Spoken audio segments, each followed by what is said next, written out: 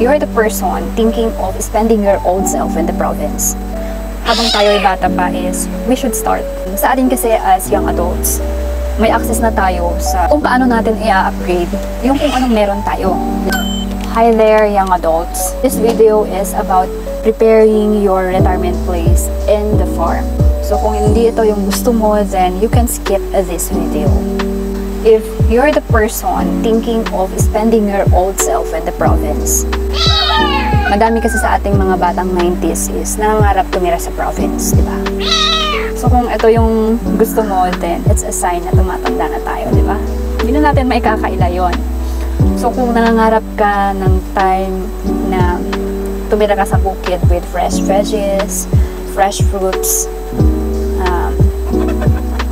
may mga alagang hayop, and this video is for you. My advice for you is to start young. Habang bata ka pa, mag-establish ka na ng farm. Yung lagi kong sinasabi, bakit aantayin mo pang mag-retire ka bago ka magsimula ng farm? Bago ka mag-establish ng farm? Kung ito yung pangarap mo, then habang tayo ay bata pa is, we should start. Bakit? Bakit tayo mag-start as young as we are? Kasi you have the enough time to correct your failure kapag nagkamali ka sa farm. Then you have the plenty time to correct and choose the right path.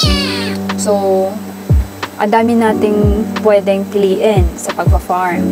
Magtatanim ng fruit crops, mag-aalaga ng hayop, basta kung lahat yon gusto mo, then ito, start young talaga. Number 2 is, your advantage is you have time to plan and beautify what you want to do sa farm mo. Kasi habang ongoing yung pag-establish mo ng farm, nalalaman mo yung ano yung kulang, ano yung kailangan mo. Habang nag-establish ako ng piggery, nalalaman ko na, kailangan ko ng ganito, kailangan ko ng ganito, kailangan kong pag-aralan yung ganito. Kasi natututunan mo at nalalaman mo along the way.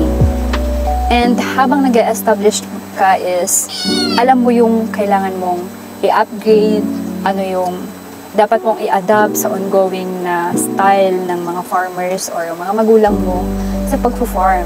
Sa atin kasi as young adults, may access na tayo sa kung paano natin i-upgrade yung kung anong meron tayo.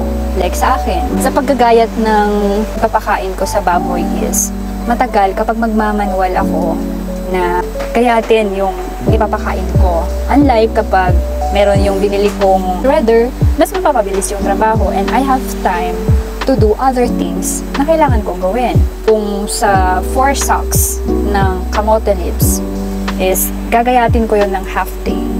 Pero yung binili kong machine na gayatin yung kamote leaves is it takes 1 hour. That's fair enough to do other things.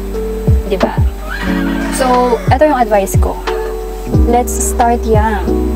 Diba? Nasa sa'yo na kung paano mo siya may establish, kung ano yung pangarap mo na farm, then go. Okay?